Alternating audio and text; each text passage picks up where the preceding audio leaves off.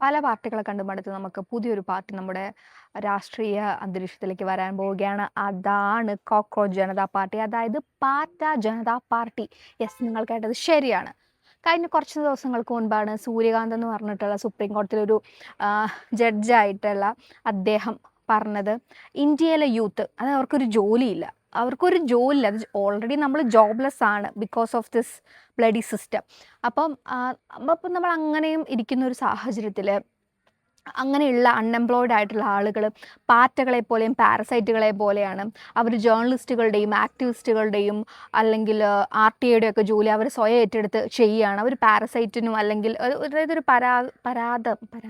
മറ്റേ സാധനം അതിനും പാറ്റകളെ പോലെയൊക്കെയാണ് അവർ. അത് പ്രത്യേകിച്ച് ഒരു കഴിവുകളിൽ അങ്ങനത്തെ ഒരു രീതിയിൽ അദ്ദേഹം ഒരു സ്റ്റേറ്റ്മെൻറ്റ് നടത്തുന്നത്. അപ്പോൾ ആ സ്റ്റേറ്റ്മെൻറ്റ് വളരെ വലിയൊരു പ്രശ്നമാണ് ഉണ്ടാക്കിയത്. ഓൾറെഡി നമ്മൾ അൺഎംപ്ലോയിഡ് ആണ്. അപ്പം നമ്മുടെ സിസ്റ്റം എടുക്കുകയാണെങ്കിൽ അൺഎംപ്ലോയ്മെൻ്റ് ഉണ്ട്. ഇപ്പോൾ ഒരു കേസിൻ്റെ തന്നെ വിധി വരുന്നതിന് take a lot of time. അപ്പോൾ അങ്ങനത്തേക്കുള്ളൊരു ഭയങ്കരമായിട്ടുള്ളൊരു രാഷ്ട്രീയ സാഹചര്യമാണ് നമ്മുടെ നാട്ടിൽ നിലനിൽക്കുന്നത്. ഇപ്പോൾ പഠിക്കുമ്പോൾ തന്നെ നമ്മൾ കാണുന്നതാണ്. ഇപ്പം നീറ്റിൻ്റെ എക്സാം വരുന്നു, എന്നാൽ കഷ്ടപ്പെട്ട് പഠിക്കുന്നു.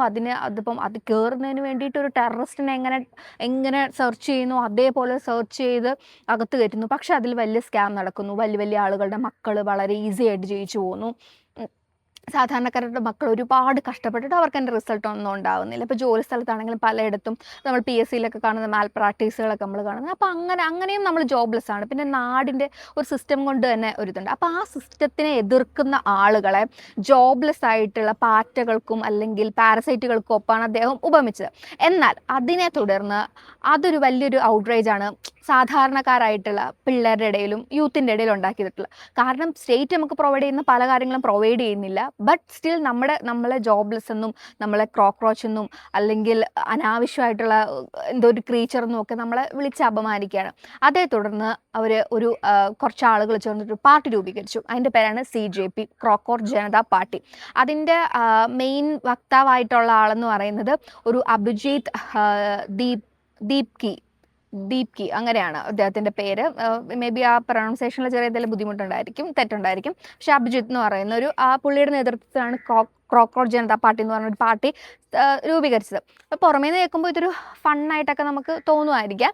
പക്ഷേ ഈ പാർട്ടി മുൻപോട്ട് കുറച്ച് കാര്യങ്ങൾ വെച്ചിട്ടുണ്ട്.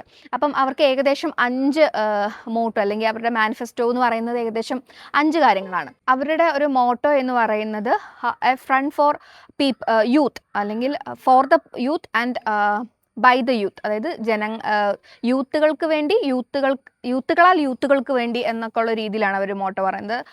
ഓൾറെഡി അത് ഒരു സെക്യുലർ ഡെമോക്രാറ്റിക് ലേസി എന്ന കുറച്ച് കാര്യങ്ങൾ.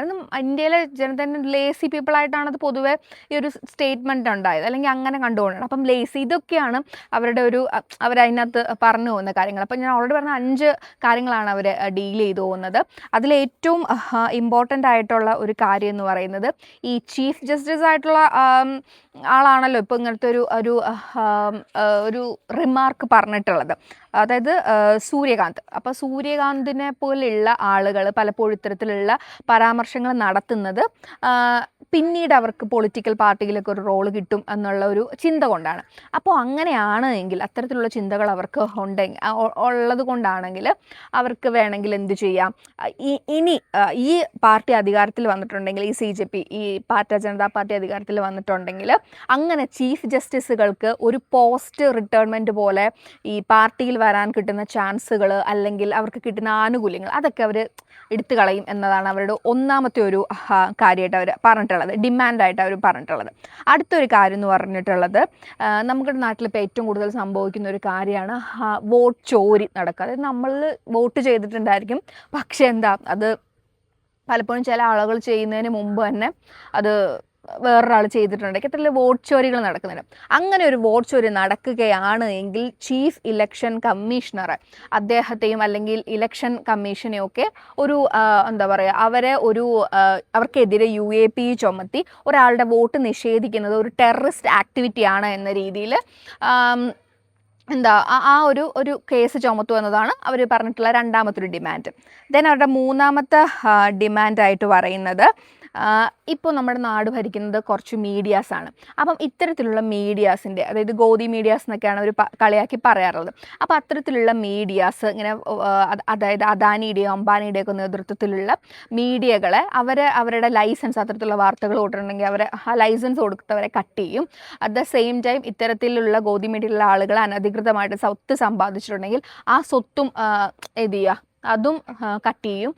അങ്ങനെ ആ രീതിയിൽ നടക്കുന്ന ആളുകളെ ബാൻ ചെയ്യുക എന്നുള്ള ഒരു പരിപാടിയാണ് അവരുടെ വേറൊരു കാര്യം. UAPA ചുമത്തുക, ഈ ഇലക്ഷൻ ജോലി നടത്തുന്നവർക്കെതിരെ UAPA നടത്തുക, ചീഫ് ഇലക്ഷൻ കമ്മീഷണർക്കെതിരെ UAPA ചുമത്തുക എന്നുള്ളൊരു കാര്യമുണ്ട്. പിന്നെ അവർ മുൻപോട്ട് വയ്ക്കുന്ന വേറൊരു കാര്യം എന്ന് പറഞ്ഞിട്ടുള്ളത്, നമ്മുടെ നാട്ടിൽ കൂറുമാറുന്നത് ഭയങ്കര ഇതാണ്. ഒരു പാർട്ടിയിൽ നിന്ന് ജയിക്കുക, എന്നിട്ട് പിന്നെ വേറൊരു പാർട്ടിയിലേക്ക് പോവുക, ആ രീതിയിലുള്ള ഒരു കൂറുമാറ്റം നമ്മുടെ നാട്ടിൽ വളരെയധികം നടക്കുന്നുണ്ട്.